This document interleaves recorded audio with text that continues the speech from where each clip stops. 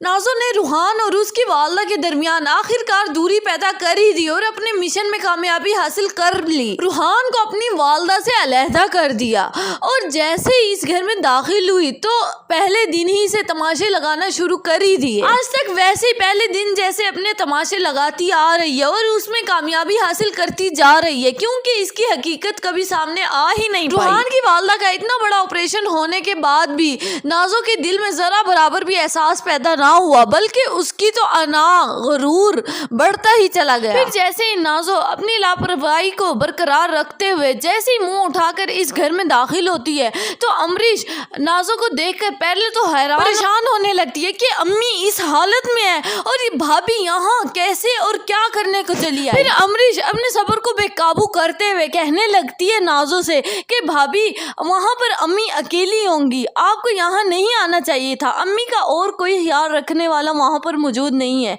जो कि अम्मी की देखभाल कर सके और अम्मी का ख्याल रख सके। एक आप ही होती है अम्मी के पास अम्मी का ख्याल रखने के लिए, अब आप भी यहाँ आ गई तो अम्मी तो वहाँ अकेली रह गई होंगी ना। फिर नाज़ो अमरीश से लड़खड़ाते हुए तैश में आते हुए कहने लगती है कि तुम कौन होती हो मुझसे इस मामले में बात करने वाली, अपने काम से काम रखो और वैसे मुझसे इस तरह के चोंचले बर्दाश्त नहीं होते। तुम उनकी बेटी हो, मैं उनकी बेटी नहीं हो, तो तुम्हारा फर्ज बनता है उनका ख्याल रखना, ना कि मेरा फर्ज बनता है। ऑपरेशन हुआ है, कोई मुझ पर सजा तो नहीं आ गई जो मैं उनके पास हर वक्त सिल के बैठी रहूं और हर वक्त उनकी खिदमत में हाजिर रहूं। मुझसे इस तरह के नखरे बर्दाश्त नहीं होते और आज के बाद कोशिश करना मुझसे इस मामले में बातचीत मत करना, अपने काम से काम रखो तो वही बेहतर हो। और अगर जरूरी भी हो तो इस मामले में बात करना तो अपने भाई से करना, आगे उसका और मेरा मामला है कि हमारे दरमियान क्या फैसला हो पाता है। तो सुंदर साथ ही बैठी सारी बातचीत सुन रही होगी, फिर नाज़ो से बात करने लगती है कि नाज़ो ये तो कोई तरीका नहीं अमरीश से बात करने का, ना अमरीश ने तो सीधे और साफ लफ्जों में बात की थी और तुम कैसे जवाब दे रही हो।